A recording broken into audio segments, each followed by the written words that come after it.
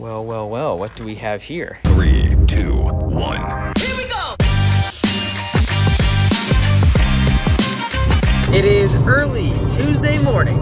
I'm headed down to Mount Vernon because the general manager actually has COVID, so he's out for the next few days. This is why I'm getting a regional manager, because I just really don't have the time to be jumping in on the general managers when things like this happen. So, I'm headed down there, help out, might do a couple estimates for the vlog, and we'll see how the day goes.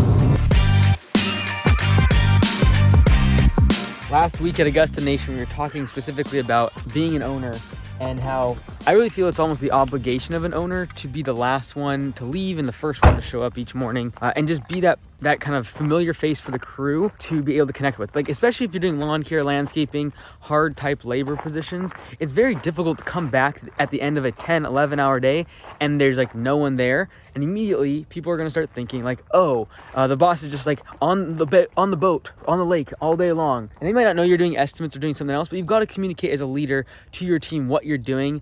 Otherwise they can start to just assume the worst.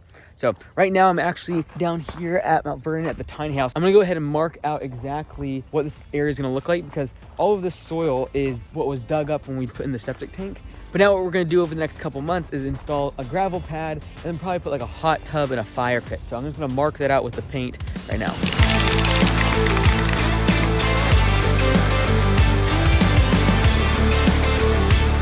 All right, finished for the morning, did the mastermind actually here at the shop.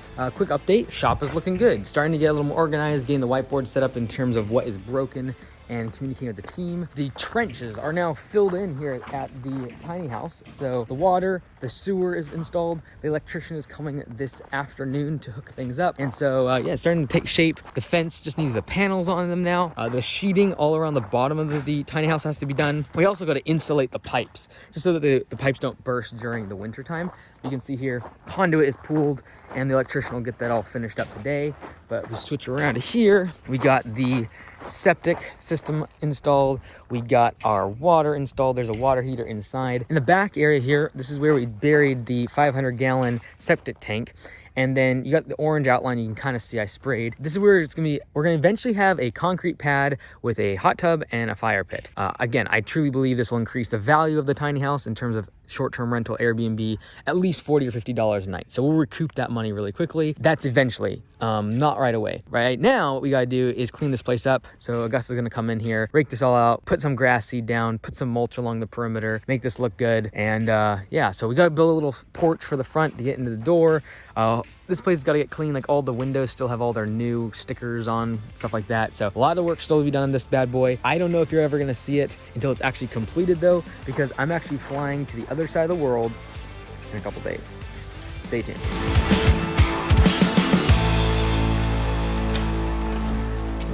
Well, what do we have here? So this is all Amazon packages for the tiny house. Last Saturday, I came down with Liz, my property manager, and basically in about 15 or 20 minutes, we ordered everything off of Amazon for the entire tiny house.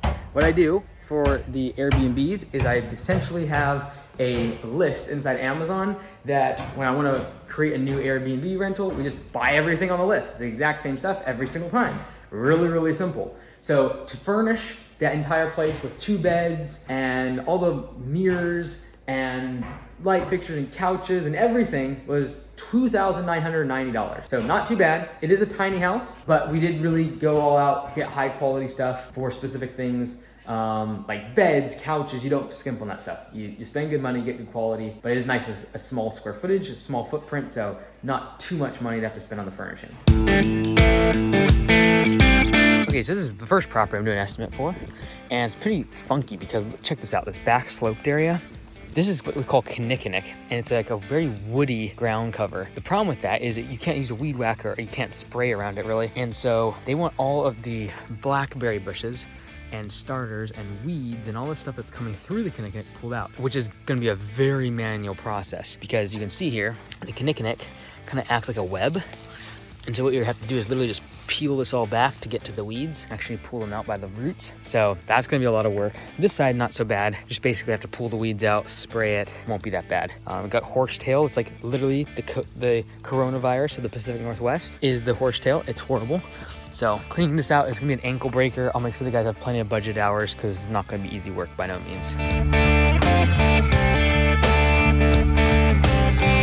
All right, so we're out here and we're gonna be doing weeding of the flower beds at our second property here for another estimate, and it's literally just for weeding. So we do all of the mowing over the phone via square footage, but flower beds for weeding service, we still come and visit because the same square footage could literally take 10 times longer with the weeds if they are maintained versus not. So just had to drop by the house really quick and take a look, and then we're off to the next one. Hopefully get 3 of these knocked out in 45 minutes or an hour.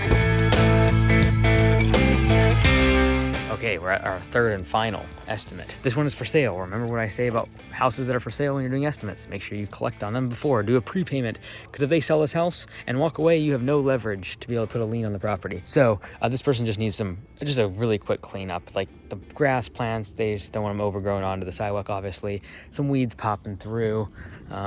Over here, same thing, dandelions popping up, and this does not look great. So we'll take off some of these lower branches. Our minimum charge is usually around $300-400. So by the time we get here, we might as well do a few extra things for them, even though the only thing they really asked for was trimming this grass off the sidewalk. This would literally take us 5 to 10 minutes. So our goal is just to try to add some more value while we're here and with our minimum charge. No worries, thanks so much, appreciate it. I honestly didn't really need a smoothie, but I just feel bad stopping at like a coffee shop, going to their bathroom and not buying anything. It's like they gotta pay for utilities, they gotta pay for people to clean the bathroom. It's kind of like my rent. My rent is just buying one smoothie. So I'm in a bit of a rush right now because I'm running a little bit late for a meeting with a private equity firm. I've been pretty clear that I'm never gonna sell out majority stake ownership in Augusta. However, every 2 to 3 months, there's another private equity firm or venture capital firm that wants to buy a piece of Augusta. And so I used to take a lot of the calls really just for my own education and learning, but now I just don't have the time. So what I've been doing is been saying, hey, if you're interested in a call, I appreciate that you're interested in Augusta. I appreciate that you've done your due diligence and you know about what we're doing and what my goals are, etc. Because a lot of them have a very good pitch to try to get me on the phone. And I said, I appreciate all that. However, you have to, before this call, realize that I have no interest, zero interest in selling majority stake ownership. And that weeds out like 80 to 90% of investors because they want to buy majority stake ownership, control the business, jack up prices, and control like the direction of the company. And I just have no interest in doing that. But this specific private equity firm was totally fine with that and still interested in a phone call. So I'm like, you know what? I'm willing to take the phone call as long as that condition is adhered to and something that they know up front I have no interest in doing. Yeah, I really don't want to get venture capital or investors or anyone like that involved because we move very quickly, we're growing very quickly, and it would just slow us down massively if I have to run everything by a board. And so I really have zero interest in even selling, but I do believe it's my obligation as the CEO for the interest of the business to understand and educate myself on what our options are, what our valuation looks like to an outside party, and just have that in my head.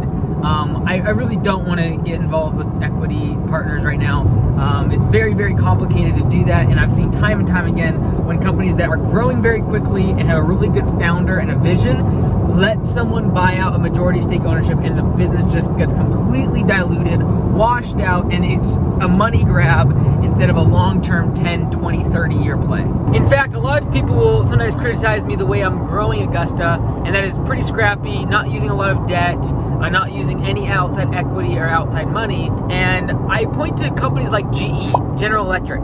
General Electric used to be the biggest company in the world. Literally less than 20 years ago, General Electric, not Facebook, not Amazon, not Google, not Apple, none of those companies.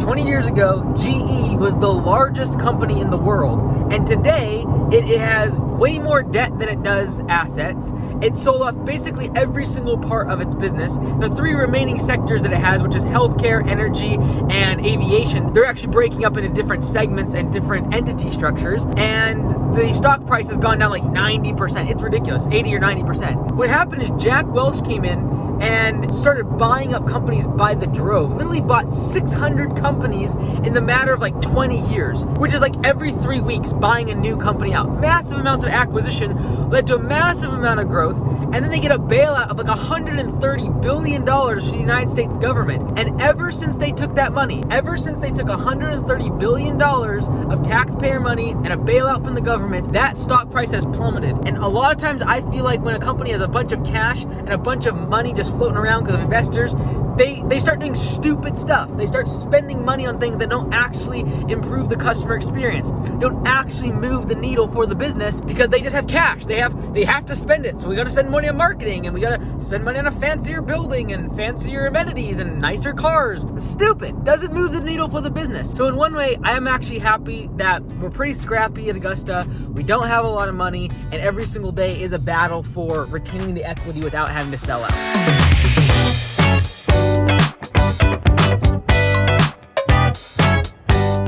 I think we should fire Steven. After that Facebook comment. like top of the funnel awareness, I think 100% we have to do shorts. Well, Right. that's why like the there's a major vlogs when it disconnect. went off like that, I'm thrilled out of my mind, because that is worth probably 50 million views on TikTok. You know what gets me is like sometimes you get a TikTok that has like 7 million views and someone just talking inside of a car. And so like in one regard, I'm like in my head, I'm like, We got lots of those. Yeah, why a lot of don't them. Yeah. why don't I just shoot for that though? And just again, it's just verbal diarrhea. It's like one out of 100 will probably take off. Other ones will do 500 or 600 views. It won't do nothing. I don't know. Does that do better? I just what's the risk? What is the return on your time? Is what I'm asking. Like now that we're talking about firing Steven, now I'm not sure. Well, yeah. All right. Well, that's a good point. All right. Peace. How much time I'm out of here. Yeah. Are you really worth your wages? Come on. I know, Zach. dude. It's okay. I'll take work implements comp on this chair and I'll peace out. Look at this. Oh yeah, he got screwed. From what? The chair. I already cut it off. There's like a piece No. of plastic that attacked me. I think I'm about to retire, dude. Dude, totally. And those are like, shoot for that. that's why I literally keep turning to Steven and I'm like, dude, like I have this short, but like if I could just like reword it or say it in like Yeah, 2 yeah. seconds differently, So I it think would pop off immediately. I think if we go after like the hot topics that are being mentioned in the comments. Like, why do you fire employees if they show up late? Yeah, or why would you not hire someone that smokes pot in a state where it's legal? Like, Yeah. that is controversial, Totally. but then I can add business context to it, right? Yeah, exactly. Yeah, people always have an opinion on the pot thing. People always have an opinion on Totally. like employee-related stuff.